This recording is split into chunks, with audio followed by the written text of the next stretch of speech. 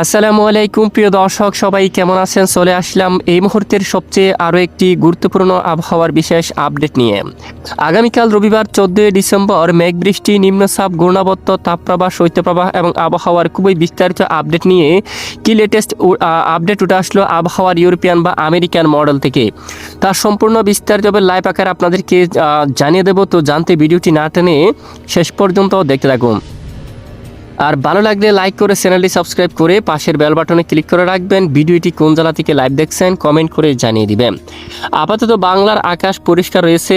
দেখুন, আজ রাতে দেশের সকল জেলার আকাশ পরিষ্কার থাকবে। স্যাটেলাইট ইমেজের উপর দেখা যাচ্ছে রংপুর, রাজশাহী, ময়মনসিংহ, সিলেট, ঢাকা, খুলনা, বরিশাল, চট্টগ্রাম, পশ্চিমবঙ্গের একাধিক এলাকায় আকাশ একদম পরিষ্কার অবস্থা দেখা যাচ্ছে। কোথাও মেঘ বৃষ্টির সতর্কবার্তা নেই। এছাড়া আগামীকাল থেকে শুরু করে পরবর্তী 7 দিন কেমন থাকতে চলেছে দুই বাংলার আবহাওয়া।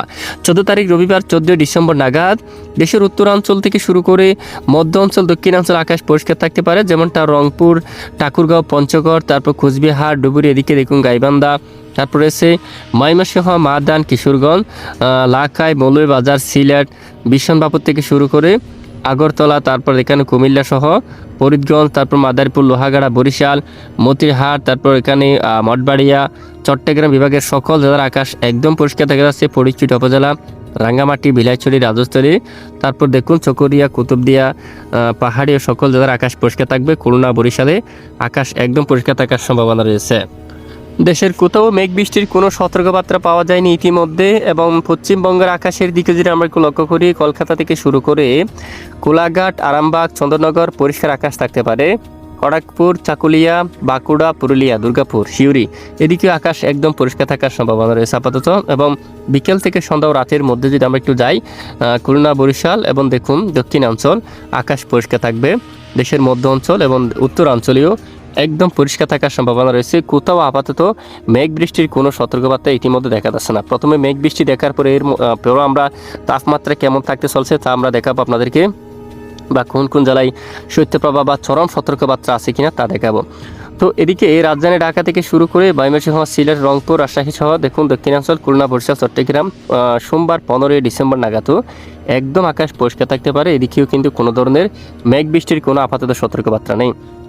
এদিকে চন্দ্রনগর, কলকাতা, আরামবাগ, বর্ধমান, শান্তিপুর, কাটোয়া, দুর্গাপুর, বাঁকুড়া সহ পশ্চিমবঙ্গের সকল জেলার আকাশ একদম পরিষ্কার থাকার সম্ভাবনা রয়েছে।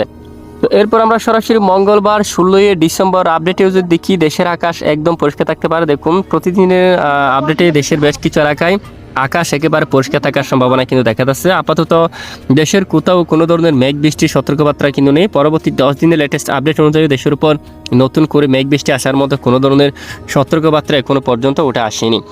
আর পাশাপাশি ইতিমধ্যে আমরা যাব তাপমাত্রার মোড়ে। তাপমাত্রা সর্বোচ্চ বা সর্বনিম্ন কেমন থাকতে চলছে।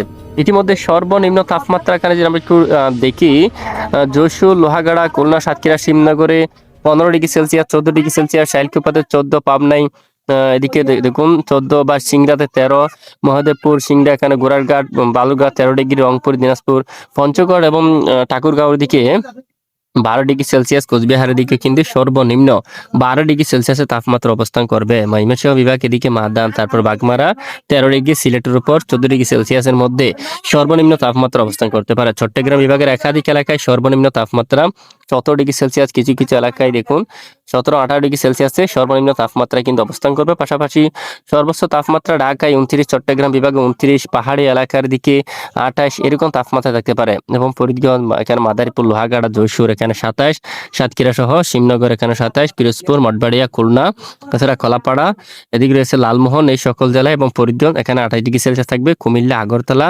তারপর আমবাচা, লাখাই, তারপর পাশাপাশি আরও এখানে দেখুন মৌলভীবাজার, এই সকল স্থানে 28 ডিগ্রি সেলসিয়াসে সর্বোচ্চ তাপমাত্রা থাকার সম্ভাবনা রয়েছে। আর দেশের কোন কোন জেলায় চরম সতর্কবার্তা রয়েছে, ইতিমধ্যে তাপমাত্রা দিকে চরম ঠান্ডার কোনো সতর্কবার্তা ইতিমধ্যে দেখা যাচ্ছে না, বা আগামী কয়েকদিনও তেমন চরম ঠান্ডা বা শীতের সতর্কবার্তা কিন্তু ইতিমধ্যে তেমনভাবে কিন্তু দেখা যাচ্ছে না।